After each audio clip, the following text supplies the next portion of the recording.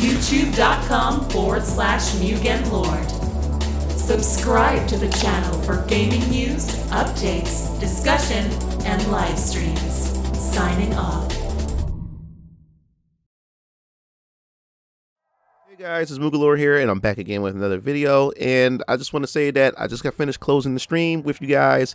We watched the Nintendo Direct. I mentioned it in my last video that Nintendo had announced a Direct for February 13th, East Coast, Eastern Time at 5 o'clock p.m.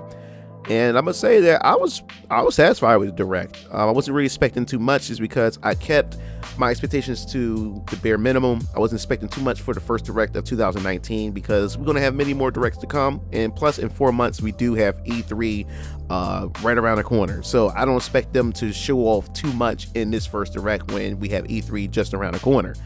So that being said, let's just talk about, you know, what I took from the E3, what I took from this Direct.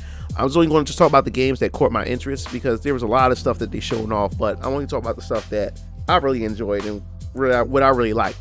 Well, for starters, of course, Super Smash Bros. Ultimate was discussed, and they talked about that there will be a 3.0 update coming. And of course, the reason why we had the 3.0 update coming is because we're going to have our first DLC characters for the Fighter Pass being released in sometime before the end of April, which is Joker, and they finally showed off his character model. So we'll definitely should be seeing some gameplay of this character pretty soon.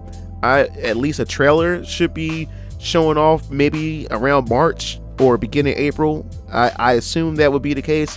So they didn't really go into that much details about this update, but they did say just expect this update to happen. So that's not really much to go over as far as Super Smash Bros. Ultimate is concerned. Now, I know there was a lot of you who were expecting something big to come out of this announcement as far as Smash Bros. Is concerned, especially a lot of people around the Smash Bros. Community in the rumor sector of the community that was expecting maybe Eardrick or whatever leaked character that's supposedly being revealed, and it didn't happen. So we just have to wait until around April to see what's up with that.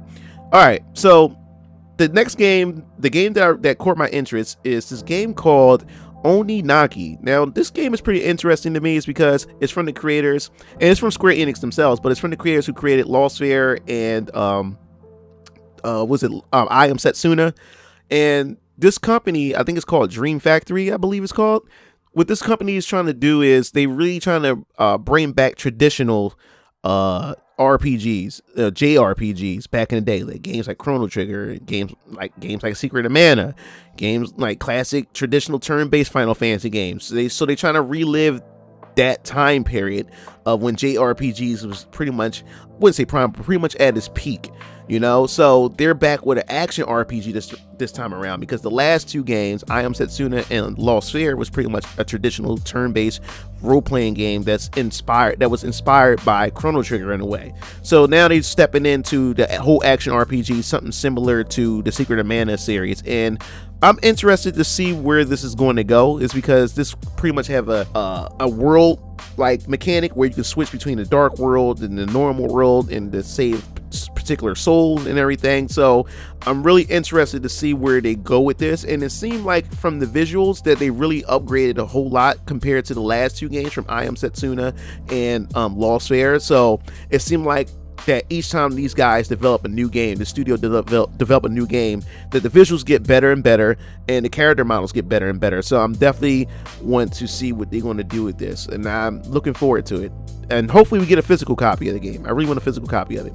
Then of course we have Marvel Ultimate Alliance 3, which I'm really looking forward to. I definitely want to play this game. I was a fan of the original Marvel Alliance. I didn't really enjoy Marvel Alliance 2 much at all. It didn't really capture me like the first game did. And of course X-Men Legends was the game that really kicked off the Marvel role-playing games, multiplayer role-playing games that my brother DX Strike, Heel Lancer, and I used to play back in the day, and I really enjoy it. So it's kind of funny seeing that this game is pretty much going to be an exclusive to Nintendo Switch, even though that I know that Square Enix is working on a Marvel game themselves for the PlayStation 4. So Nintendo have their own exclusive, and I think this is pretty interesting. Of course, I want to try out Gamora. Miss Marvel, I say Miss Marvel. Captain Marvel, I'm not really a big fan of, but I definitely want to try her out, and hopefully they have some alternate costumes to give her old Miss Marvel costume and everything. So I definitely want to try those particular characters, and I want to know what the roster is going to be like, because the roster is what I'm really looking forward to see what characters they're going to add into it. Are they going to stick to the Marvel Cinematic Universe that they got going on, or are they going to go out and grab some obscure characters that most people may not be familiar with if you're in the mainstream part of comic books, you know? So I'm definitely looking forward to that, and can't wait to see what other trailers and what other gameplay mechanics there's going to be added to the game. And knowing the fact that you can play this online with friends as well, I'm definitely going to be stoked for this. And then of course we have Legend of Zelda Link's Awakening that's coming to the Nintendo Switch. Now there's been rumors that there was going to be a 2D Zelda game coming to the Nintendo Switch.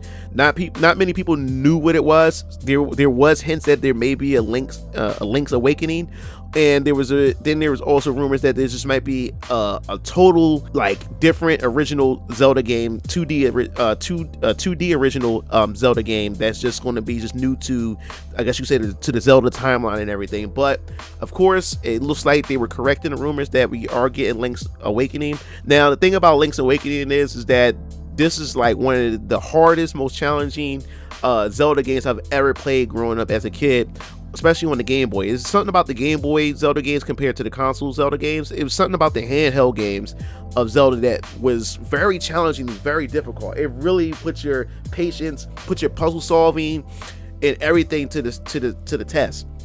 And now they're remaking it. Now, what do I feel about the visuals? I don't really know yet. It's kind of cutesy, cartoony, like chibi-like, and I can see in the comment sections of the video that there's people who are big fans of it that's really like skeptical about the visuals and how it look and the direction they decided to go with the art style. So I don't know, I'm on the fence, but I'm definitely looking forward to see more gameplay and what they're going to what other feature they're going to add to the game. So looking forward to that. Then of course Astral Chain. Now Astral Chain is a game that really have my interest because one, I like the character design. It's something about, I don't know what it is, it had the anime look to it, but I just like the character design, and plus blue is my favorite color. So you had the cop police outfit on, and then of course when you throw the white in there, it meshes together just well. But it caught my interest because it had the futuristic look to it, and then once the gameplay had started, I was like, oh my god, it's an action role-playing game. It looks pretty cool, and it looks like it's going to be one of those games like Nier Automata, and that's the vibe that I got from it. It has that Nier Automata vibe, and it has that Psychopath look to it. I don't know what, and Xenoblade. So those three is those three games that really that vibe that I really got from those three games to this game. So I'm looking forward to what the gameplay is going to be like when they go in depth with it. And I wanted to know if there's going to be created characters or not, or are these two characters at the beginning of the trailer and shown throughout the trailer, are these two characters the main protagonists? And if not, I'm definitely curious to see how it's going to play. Is it going to have any online features that you can play with other players?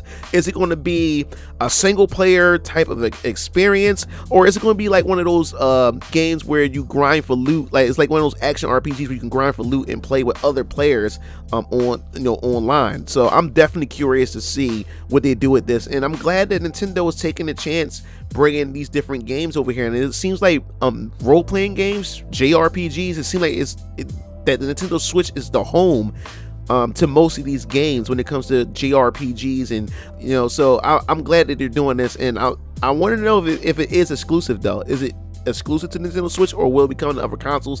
But from the looks of it, Platinum Games have a good relationship with Nintendo, so it's more than likely going to be a Nintendo exclusive, and I'm hyped. I'm really stoked for it. I'm really looking forward to actually get my hands on the game, and it's just around the corner. It's going to be in August. August will be here before you know it, so I definitely can't wait to get my hands on this game, and definitely looking forward to what other gameplay mechanics and what they're going to show off as they get closer to launch. Maybe we'll probably hear more about it sometime in March, or maybe around E3, so who knows. But that's overall the games that really caught my attention. I didn't really mention Mario Maker. I know a lot of you guys is hyped for Mario Maker too, but Mario Maker I never really got into since even when it was launched on the Wii U. So it's another game. That's a game I'm just going to pass on. It's not my thing, but I'm glad that Nintendo had listened to fans, because a lot of fans wanted a slide type of like elevation to the ground for Mario Maker, and it looked like in Mario Maker 2 they decided to add that slide, and it's interesting that the fact is that they really put emphasis on that. So I thought that was pretty cool. So that's pretty much my opinion on this direct. Those games caught my interest. Like I said before, go through the games. The Smash Bros. Update caught my interest. Zelda Link's Awakening remake, Astral Chain, and Oninaki looks fantastic. So I'm definitely looking forward to those games. I definitely want to hear your thoughts. What do you thought about this Nintendo Direct? Did it satisfy you, or was it a little underwhelming to you, or what games were you hoping that they reveal?